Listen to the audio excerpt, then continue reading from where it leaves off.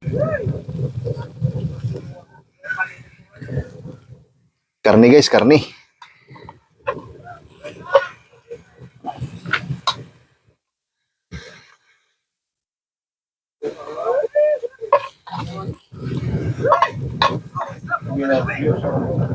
Yun.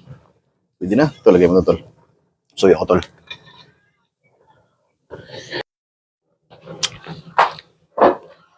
Karne yan guys, karne. Karne.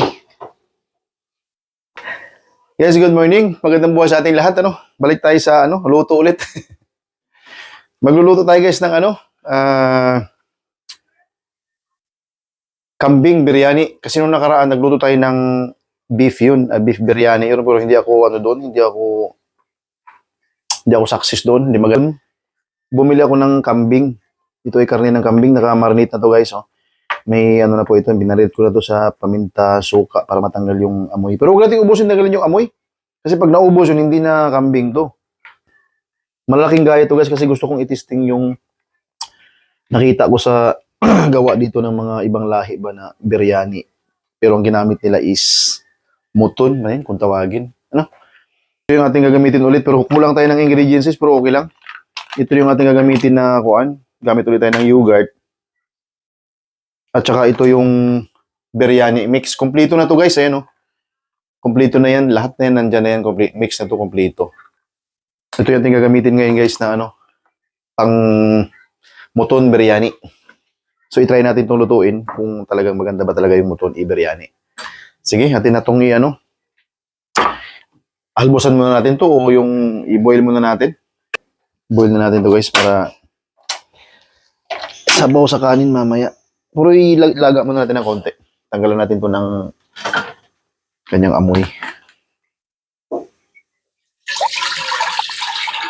Ng tubig guys kasi hahalbusan natin yung karne. Tatanggalin natin yung amoy niya. Lang siyang halbusan o i-boil lang natin ng konti tapos tapon ng sabaw para matanggal yung amoy ng kambing. Mayroon tayo dito tinanim guys na tanlad pero parang nangugat na may mga ugat ng tumutubo pero sige lang. Lalagyan natin ng guys, lalagyan natin ng tanlad yun. Para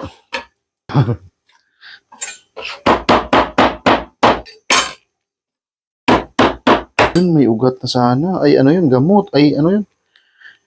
Yung ugat. Lagyan natin ng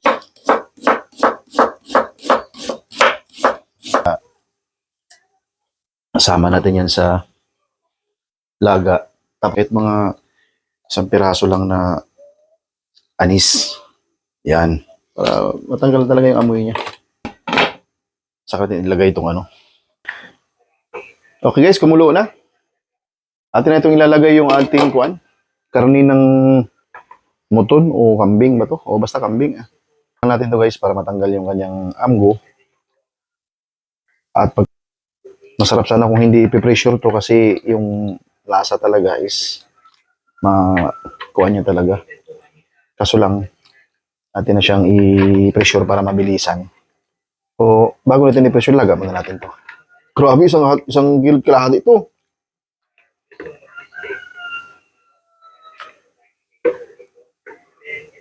Yan. Ay, hindi na kalahati. Konti lang.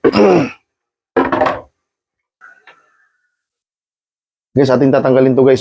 Itong mga bukal na to. Impurities. Mga impure nito. Tanggalin natin to kasi ito yung malansa. Ngayon, yung sabaw nito, pwede na natin itong isaing natin sa kanin. Siya. Hindi naman ito mga kamay kasi may suka na to. Namarinate ko na sa suka. So may na to. Kumbaga daw matatanggal na ang amoy nito. Dahil number 1, suka talaga ang pampatanggal talaga ng amgo. Marinate mo na. Tanggalin yung amgo kasi hindi na kambing to pag tanggalin natin yun.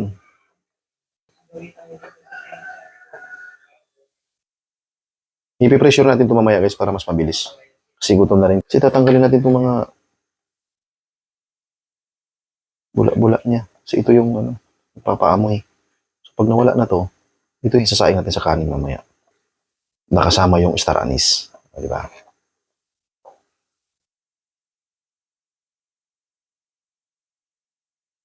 Yun. Ililipat na natin tong ating karne sa kabila at ating ipipressure na. Itong isa-isahin para at ipipressure natin para mas mabilis.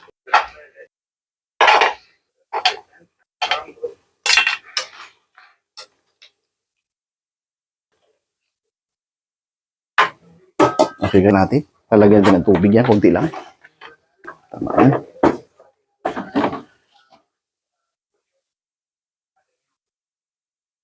Yung Yun. Pressure natin. Okay guys, habang pinapressure natin, magagayat tayo ng sibuyas.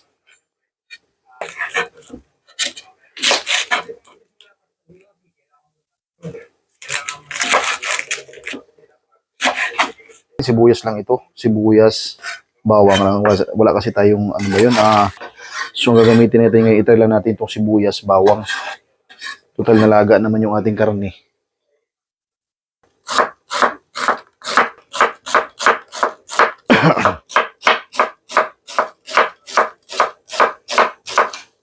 Hanggang ito eh.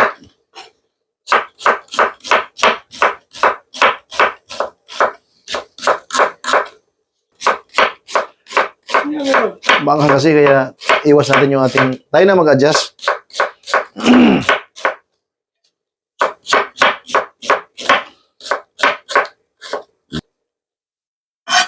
Isa kalahating kilo kasi yun kasi damihan natin sa banggisa ang ating bawang. Yan. Bawang lang katapat nito. Wala nang maraming ano na. So, dugmo ko ang tanay. Dugmo ko ang tanay anay kay antes natin tadtaron.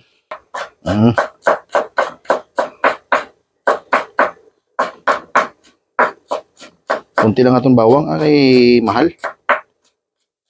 Ilihaw. Naman itong gamiton karon. Ang bilogid. Ano na gali ako guys, nagkuskos gali ako kakakuan ha, kakarot siya, i-toppings na karon, isama ta sa gisa eh. Saingin na natin. Okay guys, sasaingin na natin itong kanin guys, para meron na tayong ano. Guys, gigisa na tayo ng sibuyas guys. Tsaka, hindi, unahin pala natin yung munang ano. Yan, dalawa na yun oh.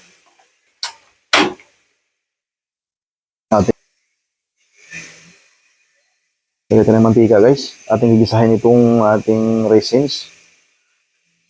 Para maibanat na natin at gutom na gili. Gutom na ako. Sana lambot na itong ating karne ng kambing.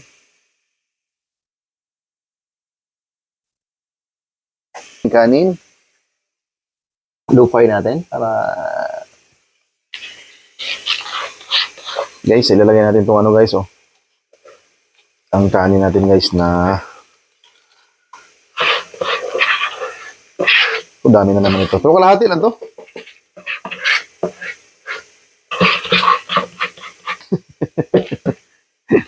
Like ubos siya eh. Yan guys oh, may kasama pa tanlad.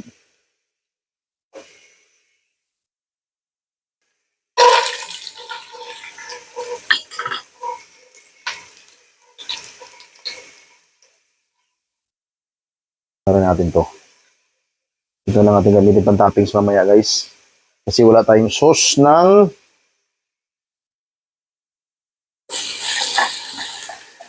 carrots to guys na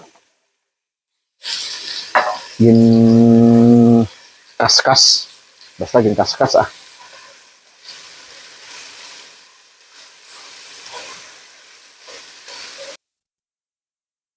Panggisa. Yan, umawas na siya. Awas mo. Ito eh.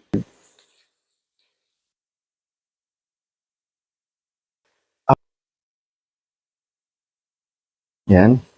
Atin na itong isusunod ang ating. Yan, sinama ko ng sili guys para masama na siya sa gisa. Kung lumambot ba siya?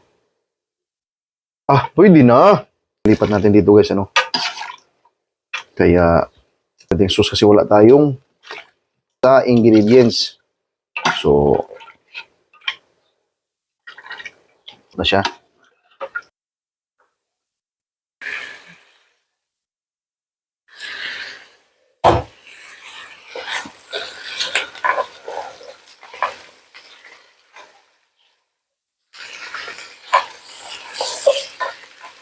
Mawala sa atin tong oyster sauce kasi version nga natin eh. Para version natin to eh. Kaya tayong bahala niyan. 'Di ba?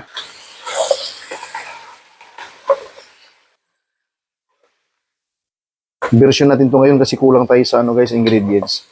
Wala tayong kamatis, wala tayong gagawang sauce na mga coriander, ano yung nakalimutan natin itong powder isama sa gisa. Nilagay na natin yung sa tubig diretso ngayon, isasama na natin. Pero may kulang naman yan. Ha? May kulang naman yan. May kulang naman tayo. Pero okay lang. Kailangan mo mag-compare. Sa sunod, makompleto na ito. So ngayon, dadagdag natin ito dito guys, ang ano. Sama natin sa gisa itong mix. So talaga siya ng gusto. Yan, kompleto na yan guys, oh. May mga, kung ano yan dyan, pang biryani mix na talaga yan dyan. Kaso lang wala tayong sauce. So ang gagawin natin dyan mamaya is, maglalagay na lang tayo ng yung laban or yogurt. Ayan, kung mapapansin nyo guys, oh.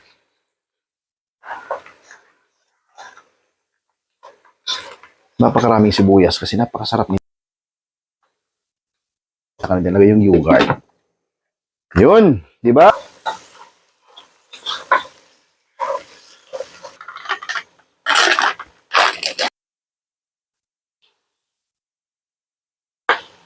Guys, kasi marami yung ating ano, karne.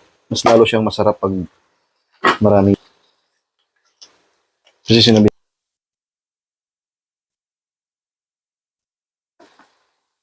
brown out na siya. Sobrang init pala, grabe. Mamaya masunugan na naman tayo.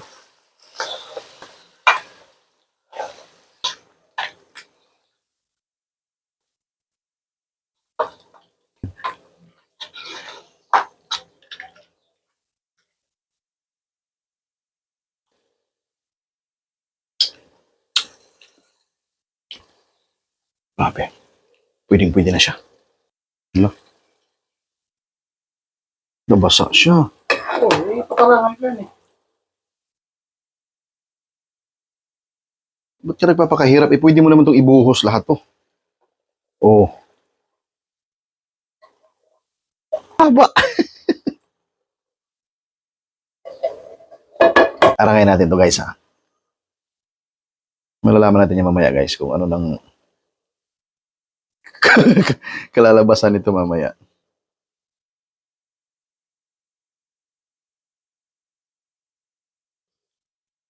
Tatappings natin to dito guys. Yan. Para pag taob nito mamaya, nasa ilalim siya. So, ilo fry lang natin guys.